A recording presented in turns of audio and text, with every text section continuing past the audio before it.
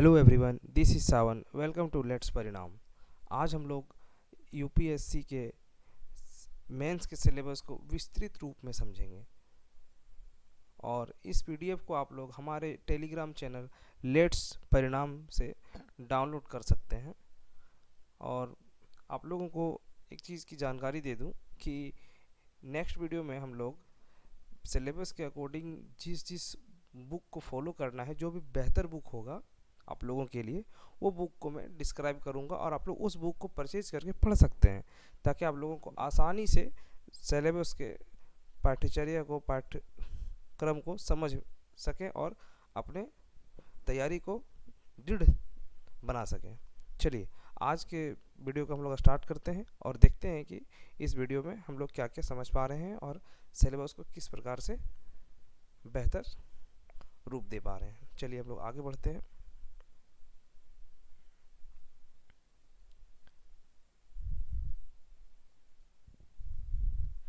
तो आप लोग देख पा रहे हैं संघ लोक सेवा आयोग द्वारा आयोजित सिविल सेवा मुख्य परीक्षा के पाठ्यक्रम।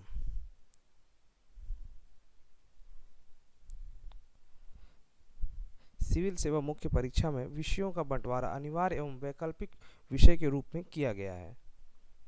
नेक्स्ट बिंदु, अनिवार्य विषयों में निबंध, समान अध्ययन के 4 प्रश्न पत्र और अंग्रेजी भाषा एवं क्वालिफाइंग हिंदी या संविधान की 8वीं सूची में शामिल कोई भी भाषा तथा वैकल्पिक विषय के क्वालिफाइंग अंतर्गत विज्ञप्ति में दिए गए विषय में से अभ्यर्थी द्वारा चयनित कोई भी एक वैकल्पिक विषय शामिल है।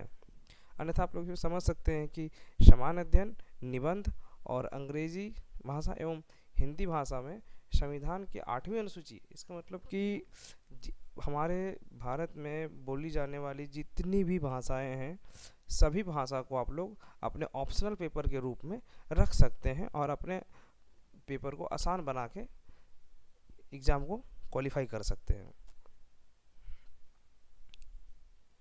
तो हम लोग देखते हैं कि आगे क्या है। प्रश्न पत्र वन में निबंध है जो कि 250 अंकों का है। प्रश्न पत्र 2 में समान अध्ययन पेपर 1 इसको कहते हैं, जिसमें भारतीय विरासत एवं संस्कृति, विश्व का इतिहास एवं भूगोल तथा समाज है। ये भी 250 अंकों का है। प्रश्न पत्र तीसरा, समान अध्ययन पेपर 2, शासन व्यवस्था, संविधान, राज्य व्यवस्था, सामाजिक न्याय तथा अंतर्राष्ट्रीय संबंध पेपर प्रश्न पत्र 4, समान अध्ययन 3, इसमें है प्रौद्योगिकी, आर्थिक विकास, जैव विविधता, पर्यावरण सुरक्षा तथा आपदा प्रबंधन।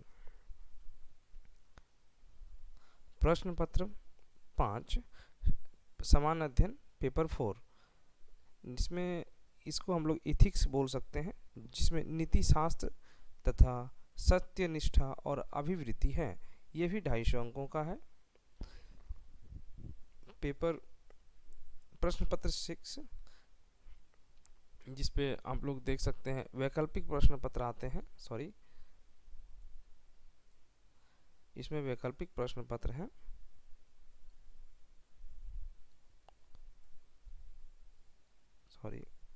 इसमें वैकल्पिक प्रश्न पत्र आप लोग देख सकते हैं। इसी में हम लोग जो डिस्क्राइब किए थे कि भाषा जो हमारे भारत में बोली जाने वाली जितनी भाषा है, इसमें आप लोग उसको ऑप्शनल के रूप में रख सकते हैं पेपर से प्रश्न पत्र 6 में और प्रश्न पत्र 7 में। ये भी 250 अंकों का होगा। और प्रश्न पत्र का जो कि क्वालिफाइंग अंग्रेजी भाषा होगा, ये 300 अंकों का होगा। चलिए हम लोग आगे अब देखते हैं कि टोटल कितने अंकों का हो जाता है। और इसमें आप लोग जान ही रहे हैं कि इंटरव्यू भी होती है जो कि 275 अंकों का है और कुल मिला के 2025 अंकों का परीक्षा होता है हम लोगों का। आगे देखें हम लोग कि इसमें और क्या बताया गया है हम लोगों के लिए विशेष। नोट में क्या है एक एक करके हम लोग देख लेते हैं। पॉइंट बिंदु 1, दोनों क्वालिफाइंग प्रश्न पत्र के अंक योग्यता निर्धारण के लिए नहीं जोड़े जाते हैं। बिंदु दूसरा, क्वालिफाइंग प्राकृतिक के दोनों प्रश्न पत्र 300-300 अंकों के होते हैं। भारतीय भाषा में न्यूनतम अर्हता अंक 25% अर्थात 75 मार्क्स तथा अंग्रेजी भाषा में न्यूनतम अर्हता अंक 25% 75 निर्धारित किए गए हैं।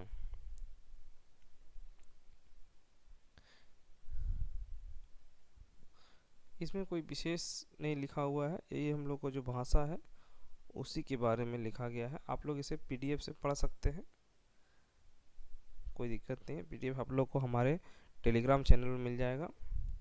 हम लोग एक एक करके प्रश्न पत्र को देख लेते हैं कि प्रश्न पत्र में क्या क्या दिया गया है। प्रश्न पत्र प्रथम में निबंध है, जिसमें है उम्मीदवारों को निर्दिष्ट विषय पर निबंध लिखना होगा। विषय के विकल्प दिए जाएंगे। उनसे आशा की जाती है कि अपने विचारों और निबंध के विषय के निकट रखते हुए क्रमबद्ध करें तथा संक्षेप में लिखें। प्रभावशाली एवं सटीक अभिव्यक्तियों के लिए श्रेय दिए जाएंगे। प्रश्न पत्र 2, इसमें हम लोग देखे थे कि सामान्य अध्ययन पेपर 1 इसे कहा जा रहा था।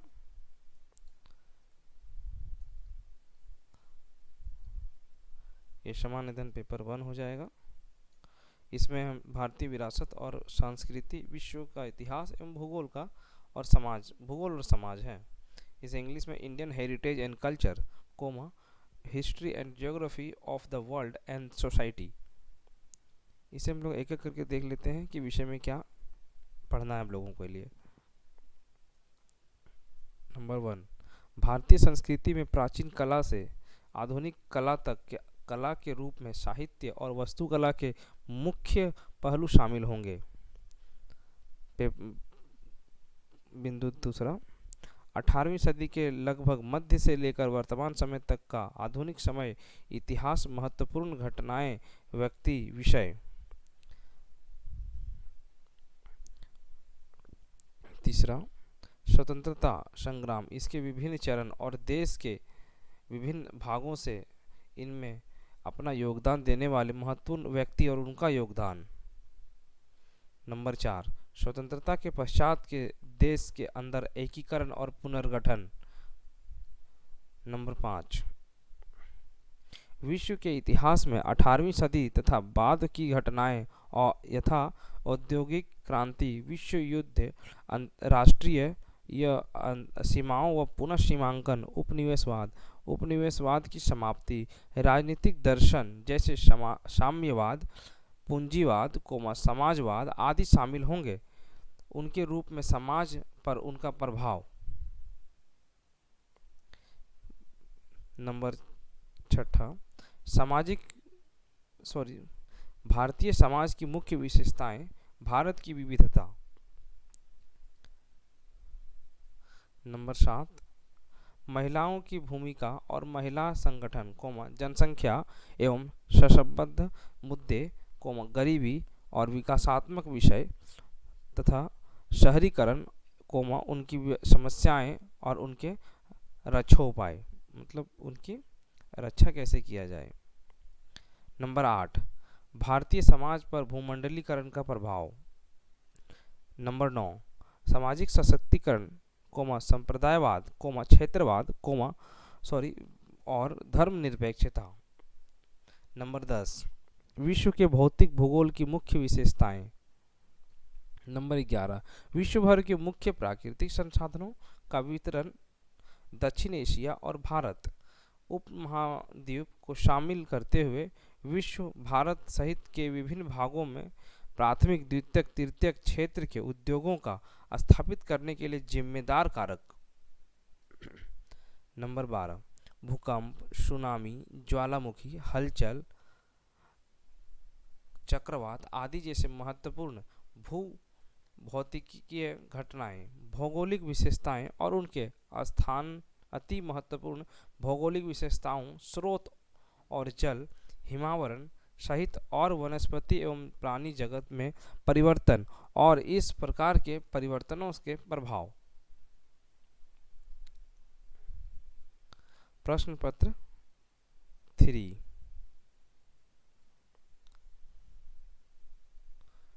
यह है समान अध्ययन पेपर 2। इसमें हम लोग शासन व्यवस्था, संविधान, शासन प्रणाली, सामाजिक न्याय तथा अंतर्राष्ट्रीय संबंध के बारे में समझेंगे और देखेंगे कि ये क्या क्या विषय दिया गया है। जिसे इंग्लिश में कहा जा सकता है governance, constitution, polity, social justice and internal relations.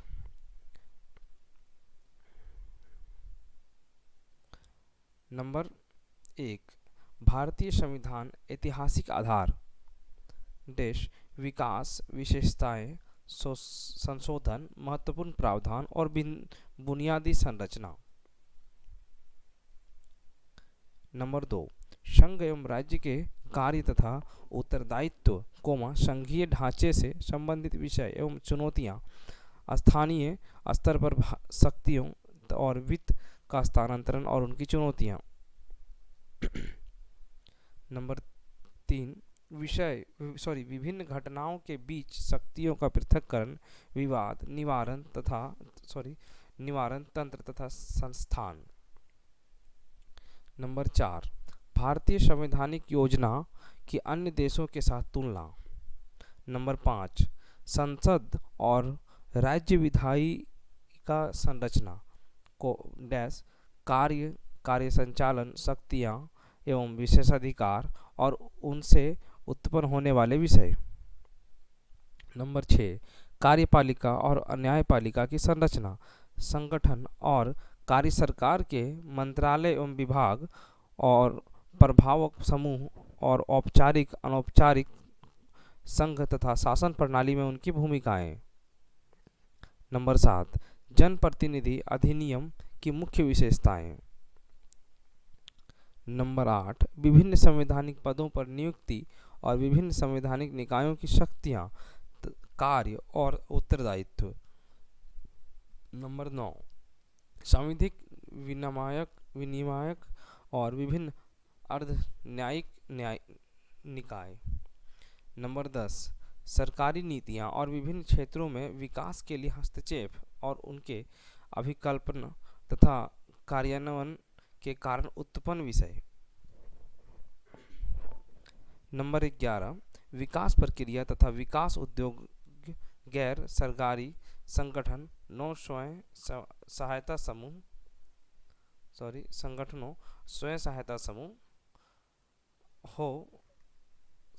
समूहों, विभिन्न समूहों और संघों, दानकर्ताओं, लोकोपकारी संस्थाओं, संस्थागत एवं अन्य पक्षों की भूमिका। इसमें कुछ एक्स्ट्रा वर्ड जुड़ गए हैं जिसे आप लोग इग्नोर करने की कोशिश करें। नंबर 12, केंद्र एवं राज्यों द्वारा जनसंख्या के अति संवेदनशील वर्गों के लिए कल्याणकारी योजनाएं।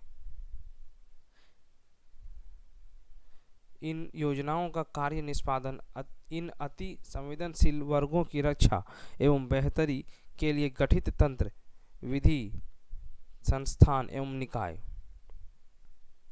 नंबर 13, स्वास्थ्य, शिक्षा, मानव संसाधनों से संबंधित सामाजिक क्षेत्र सेवाओं के विकास और प्रबंधन से संबंधित विषय। नंबर 14, गरीबी एवं भूख से संबंधित विषय। नंबर 15, शासन व्यवस्था, पारदर्शिता, जवाबदेही के महत्वपूर्ण पक्ष, ई गवर्नेंस अनुप्रयोग, मॉडल, सफलताएं, सीमाएं और संभावनाएं, नागरिक चार्टर, पारदर्शिता तथा एवं जवाबदेही और संस्थागत तथा अन्य उपाय। 16, लोकतंत्र में सिविल सेवाओं की भूमिका। नंबर 17, भारत एवं इसके पड़ोसी संबंध। नंबर 18, द्विपक्षीय, क्षेत्रीय और वैश्विक समूह और भारत से संबंधित और अथवा भारत के हितों को प्रभावित करने वाले कारक। नंबर 19, भारत के हितों पर विकसित तथा विकासशील देशों की नीतियों तथा राजनीतिक का प्रभाव प्रवासी भारतीय नंबर 20 महत्वपूर्ण अंतर्राष्ट्रीय संस्थाएं और मंच, उनकी संरचना और अधिदेश।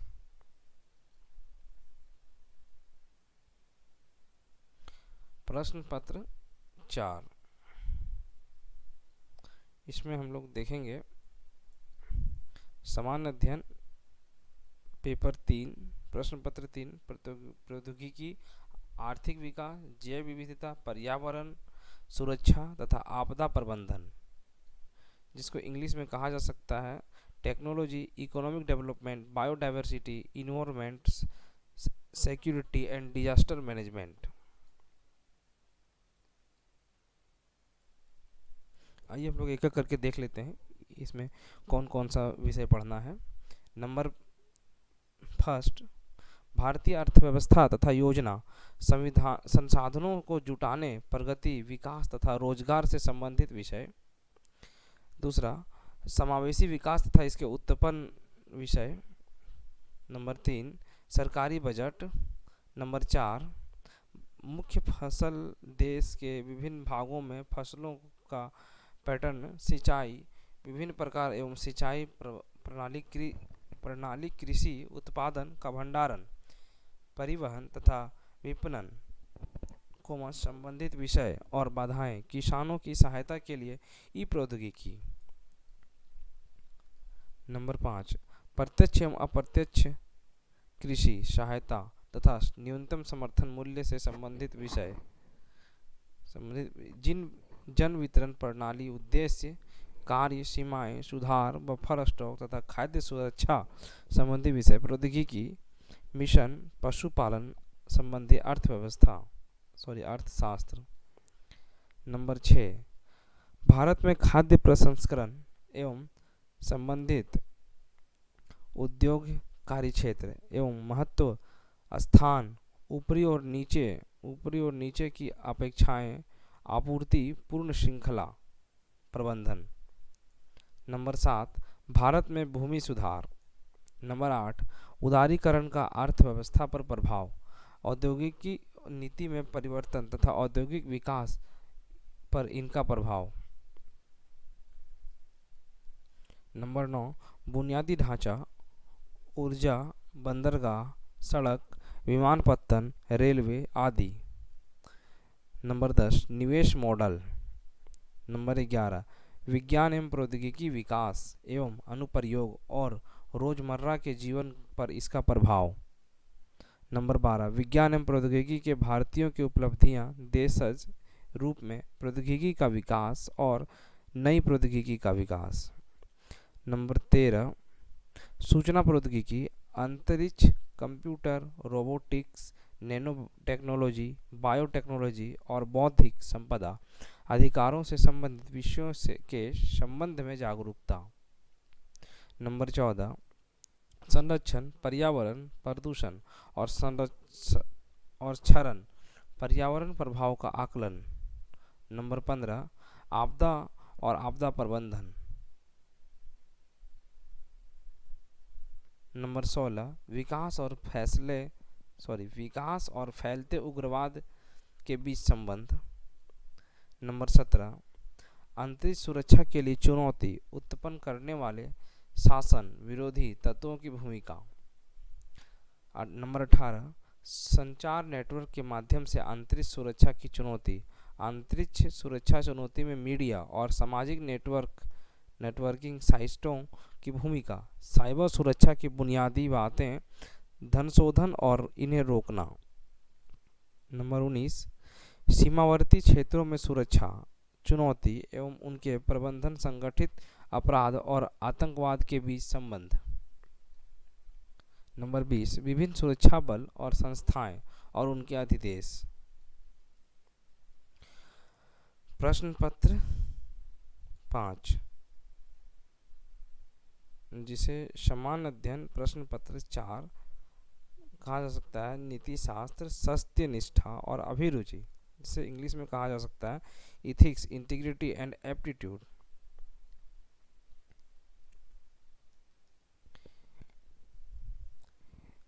इसमें हम लोग इन प्रश्न पत्र में ऐसे प्रश्न शामिल होंगे जो सार्वजनिक जीवन में उम्मीदवारों की सत्यनिष्ठा, ईमानदारी से संबंधित विषयों के प्रति उनकी अभिवृत्ति तथा उनके दृष्टिकोण तथा समाज से आचार व्यवहार में विभिन्न मुद्दों तथा सामने आने वाली समस्याओं के समाधान को लेकर उनकी मनोवृत्ति का परीक्षण करेंगे। इन आयामों का निर्धारण करने के लिए प्रश्न केस पत्र में किसी मामले के अध्ययन केस स्टडी माध्यम भी चुना जा सकता है। मुख्य रूप से निम्नलिखित क्षेत्रों को कवर किया जाएगा। आइए हम लोग एक एक करके सभी बिंदुओं को देखते हैं कि कौन कौन सा क्षेत्र को कवर करना है। संख्या नंबर 1, नीति शास्त्र तथा मानवीय सहसंबंध। मानवीय क्रियाकलाप में नीति शास्त्र का सार तत्व, इनके निर्धारण और परिणाम, नीति शास्त्र के आयाम, निजी और सार्वजनिक संबंधों में नीति शास्त्री मानवीय मूल्यों व महान नेताओं और सुधारकों और प्रशासकों के जीवन तथा उनके उपदेशों से शिक्षा मूल्य विकसित करने में परिवार, समाज और शैक्षणिक संस्थाओं की भूमिका। नंबर 2, अभिवृत्ति, सारांश, संरचना, वृत्ति, विचार तथा आचरण के परिप्रेक्ष्य में इनका प्रभाव एवं संबंध, नैतिक और राजनीतिक अभिरुचि, सामाजिक प्रभाव और धारण। नंबर 3, सिविल सेवा के लिए अभिरुचि तथा बुनियादी मूल्य, सत्यनिष्ठा, भेदभाव रहित तथा गैर तरफदारी, निष्पक्षता, सार्वजनिक सेवा के प्रति समर्पण भाव, कमजोर वर्ग के प्रति सहानुभूति, सहिष्णुता तथा संवेदना। नंबर 4, भावनात्मक समझ, अवधारणाएं तथा प्रशासन और शासन व्यवस्था में उनके उपयोग और प्रयोग। नंबर 5, भारत तथा विश्व के नैतिक विचारकों तथा दार्शनिकों के योगदान। नंबर 6, लोक प्रशासन में लोक सिविल सेवा मूल्य तथा नीति शास्त्र, स्थिति तथा समस्याएं, सरकारी तथा निजी संस्थानों में नैतिक चिंताएं तथा दुविधाएं, नैतिक मार्गदर्शन के स्रोतों के रूप में विविध विधि, नियम, विनियम तथा अंतरात्मा, उत्तरदायित्व तथा नैतिक शासन व्यवस्था में नीतिपरक तथा नैतिक मूल्यों का सुदृढ़ीकरण, अंतर्राष्ट्रीय या संबंधों तथा नीति व्यवस्था में नैतिक मुद्दों, कारपोरेट शासन व्यवस्था। नंबर 7, शासन व्यवस्था में ईमानदारी, लोक सेवा की अवधारणा, शासन व्यवस्था और ईमानदारी का दार्शनिक आधार, सरकार में सूचना का आदान प्रदान और पारदर्शिता, सूचना का अधिकार, नीतिपरक आचार संहिता, नागरिक घोषणा पत्र, कार्य संस्कृति, सेवा प्रदान करने की गुणवत्ता, लोक निधि का उपयोग, भ्रष्टाचार की चुनौती। नंबर 8, उपयुक्त विषयों का मामला संबंधी स्टडियों का केस स्टडी। तो इतने विषयों को हम लोगों को पढ़ना है।